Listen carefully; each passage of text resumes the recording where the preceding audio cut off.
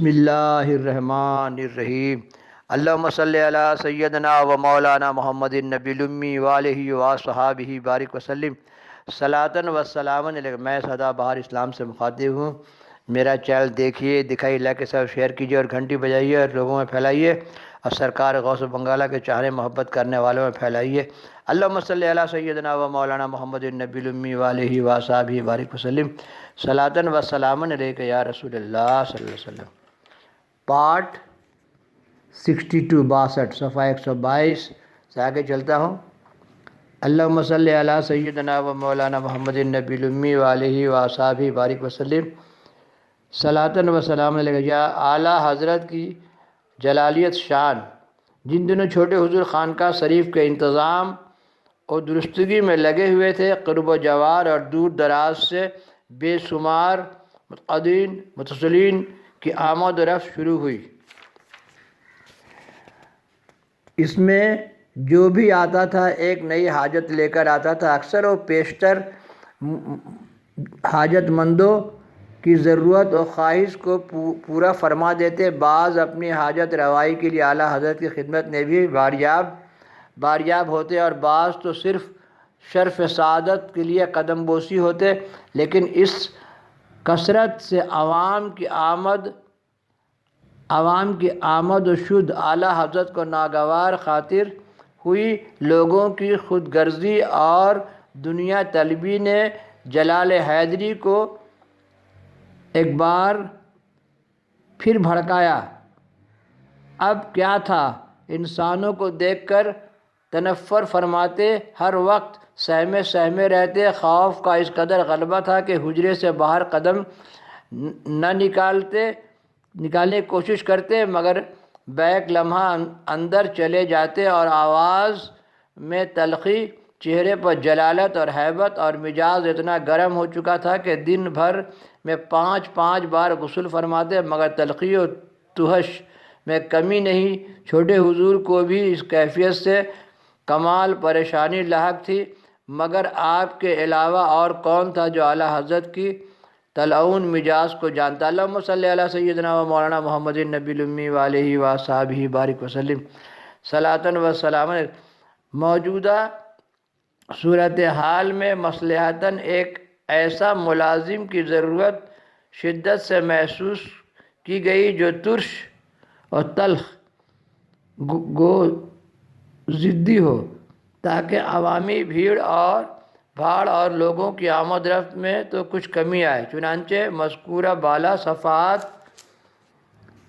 کے حامل بلکہ المضاعف منیر صاحب نام کے ایک شیخ جی کی آمد و رفت ان دنوں خانقاہ میں ہوتی تھی، جو حاجی پور علاقے کے باشندہ تھے۔ وہ اپنے آپ کو اعلیٰ حضرت کی چشم پوشی کے باعث خانقاہ کو بلا شرکت غیر اپنی میراث بھی سمجھنے لگے تھے اور نئے آنے والے لوگوں سے اسے خانقاہ ہی کا ایک فرض سمجھتے تھے۔ چنانچہ متذکرہ بالا خدمت کے لیے اعلیٰ حضرت کی نگاہ انتخاب شیخ منیر پر پڑی اور اسے ملازمت پر بحال کیا۔ اندھا چاہے دو آنکھ مثل مشہور ہے۔ منیر کی دیرینہ آرزو پوری ہوئی، خدمت خصوصی پر متعین کر دیے گئے اور خلوت خانہ ان کے حوالے کر دیا گیا۔ چند ہی دنوں میں خادم کے درجہ سے ترقی کر کے پوری خانقاہ کے مخدوم اعلیٰ الاطاق بن گئے، اور دوسروں کو کیا تذکرہ، خود چھوٹے حضور سے الجھنے لگے اور بے بنیاد شکایتوں کا اخبار اعلیٰ حضرت کی خدمت میں ڈھیر کرنے لگے۔ جب رائی کا پہاڑ بننے لگا تو چھوٹے حضور نے انتہائی صبر و تحمل سے اسے سمجھایا اور بد اخلاقی اور ناجائز طمع سے منع کیا، لیکن شیخ جی نے اس مخلصانہ نصیحت کو اپنی حق تلفی پر محمول کیا اور اپنے فروع طبیعت کو بروئے کار لاتے ہوئے چھوٹے حضور سے دائمی دشمنی مول لے لی اور چھوٹے حضور رواداری سے کام لیتے تاکہ خانقاہ میں اللہم صلی علی سیدنا و مولانا محمد النبی الامی والہ و صحابہ بارک وسلم صلاۃً و سلامً علیک یا رسول اللہ۔ خانقاہ کا شرعی وقار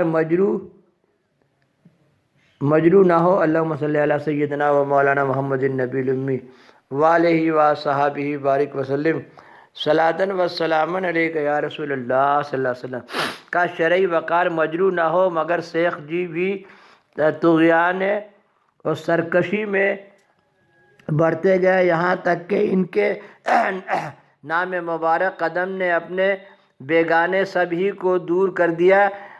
جب کوئی حاجت مند آتا اور اعلیٰ حضرت کی خدمت میں اپنی عرض پیش کرنا چاہتا تو جب تک وہ شیخ جی کا بکرا نہیں مان لیتا، اسے باریابی کی اجازت اور غرض مدعا کی صورت نہیں بتائی جاتی۔